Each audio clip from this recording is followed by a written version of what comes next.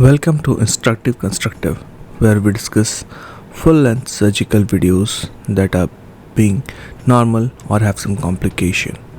These are performed by me. I'm Dr. Nilesh Kumar and I work at Madhvi Netralaya. And today we are going to discuss what lies behind the veil of a white cataract.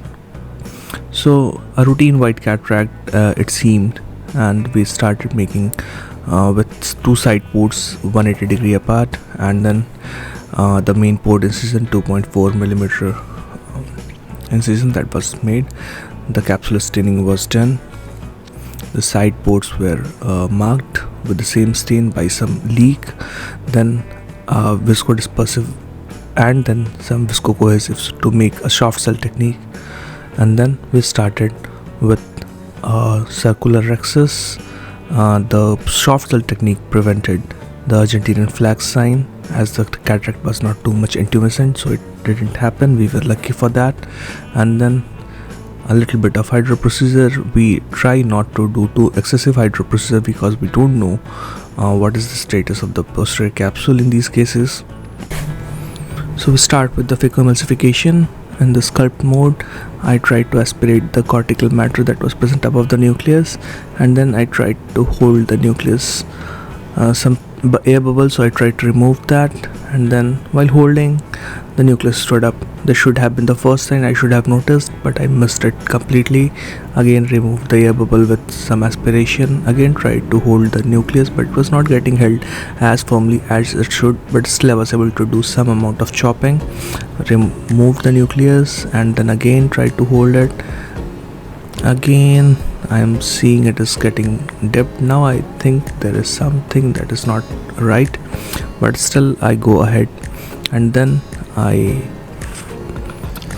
try to bifurcate the nucleus, but as I notice, the nucleus started to dip behind. At this point of time I should have injected viscoelastic, but the mind didn't work because there was a PC rent staring at me. And I would like to suggest that if something like this happen, pause for a while, take a few seconds, formulate a plan before right away jumping into the situation. So then I put some viscoelastic. Now my plan was to do a past planar infusion and get the nucleus freed, because the nucleus can go behind, and by the past planar infusion the flow will keep the nucleus afloat and into the AC. Now one more mistake I did was I didn't flush away the air that was present in the irrigating port, and you can see the air bubble is pushing the nucleus behind, but I was lucky that I didn't push it completely into the vitreous cavity. And as soon as I start doing the vitrectomy, the nucleus again I can see is staying in position, not where I should like it, that is in the back, but at least in the pupillary area and in the anterior chamber, anterior plane where I can access it.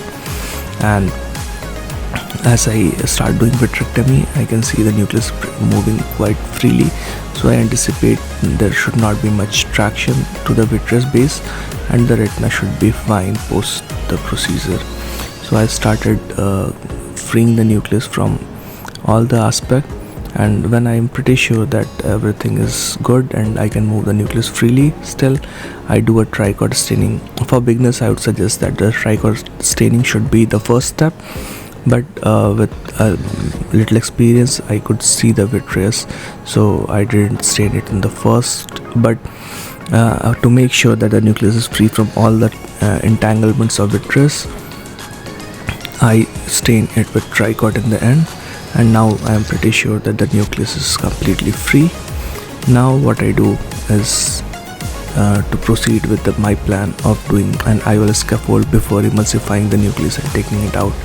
There are multiple ways from here where we can go. There we can enlarge the rexus and take it out via an ECC wound, but with the new machine that I have got, mind you, the entire process is being done by the Zeiss Quattro 700, and the infusion and the vitreous cutter is from the same machine.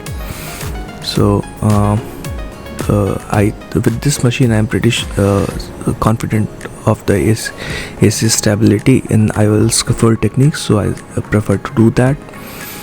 I start with injecting the IOL into the sulcus.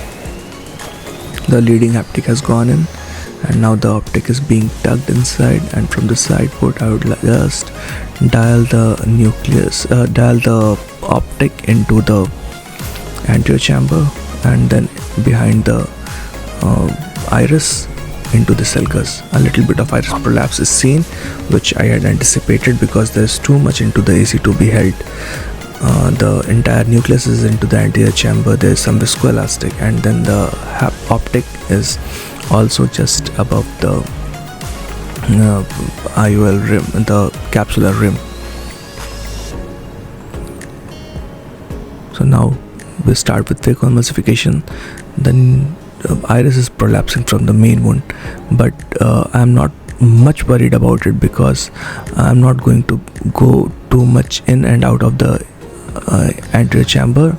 The IOL probe, once entered, will emulsify the entire fragment. This video is being played at 2x, so this was happening half as slow as it is being shown, and the entire nucleus is emulsified within 20 seconds. So I don't anticipate too much of iris damage with this new machine. Now again injecting the viscoelastic and seeing that the IOL is in place and firmly secured, and then I hydrate the wound. My first plan was not to suture the wound and see that the AC is holding, but as soon as I start doing a visco wash, I see that the iris again prolapsed and there was a leak. So then I thought to suture. Now mind you, there is another way of doing the suturing, that is to fill the AC with viscoelastic again and then do the suturing, but again then it will require a visco wash, and it might lead to iris prolapse again. So I thought that let's avoid that. So I do suture which has no traction. There is no DM fold, so that when the AC inflates, it is not going to cause too much of astigmatism. Now we tuck the knot of the suture into the sclera. It is tucked in very good, and then we hydrate the side ports again. The AC is formed, and I see that the AC is completely stable. So then it is very important to see that the AC doesn't collapse when we remove the speculum. And this is the POD 1 week picture of the same patient with an uncorrected visual acuity of 612. Thank you for watching.